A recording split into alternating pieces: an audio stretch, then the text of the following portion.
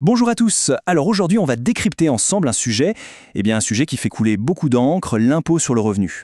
L'idée, c'est vraiment de prendre les données officielles et de les rendre super visuelles, histoire de comprendre enfin qui paie quoi, de façon très claire.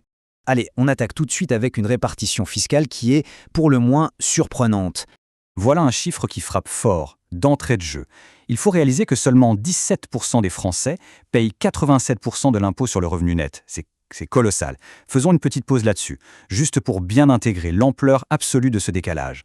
Si on regarde la population, on voit une cassure super nette. D'un côté, on a une immense majorité. En fait, 83% des foyers fiscaux. C'est un bloc massif. Et de l'autre côté, on a une tranche beaucoup plus petite, qui représente donc seulement 17% du total.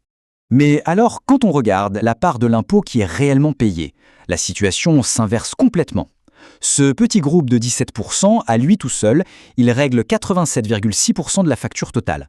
À l'inverse, le grand bloc des 83%, lui, ne contribue qu'à hauteur de 12,4%. La symétrie est littéralement stupéfiante, non? Ce qui nous amène logiquement à l'échelle des taux d'imposition. Parce que comment on explique une telle concentration ? Le secret, il est dans les taux marginaux. Et regardons ça de plus près. On a déjà près de 33% des foyers qui sont tout simplement non imposables, à 0%. Ensuite, la moitié de la population, 50,2% très exactement, est dans la tranche à 11%. Donc si on additionne, ça fait plus de 83% des foyers concentrés dans ces deux premières cases.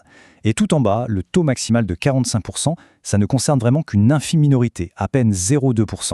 Du coup, on passe tout de suite à la règle des 80-20. C'est le principe de Pareto en pleine action. Les chiffres qu'on vient de voir montrent mathématiquement qu'à peu près 20% des foyers les plus aisés assurent l'écrasante majorité des recettes.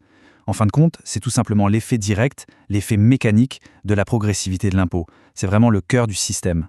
Au passage, pour garantir une rigueur totale, toutes ces statistiques viennent directement du ministère de l'Économie et des Finances. C'est du concret, ce sont les vraies données d'assiette, pas juste des estimations tirées d'un chapeau.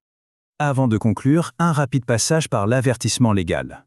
Ceci ne constitue pas un conseil en investissement ni une recommandation personnalisée. Rapprochez-vous de votre conseiller habituel pour plus de détails. Pour terminer, une petite réflexion s'impose. Sachant qu'une si petite part de la population porte l'essentiel de l'impôt, jusqu'où ce modèle de progressivité pourra-t-il s'étirer avant d'atteindre ses limites ?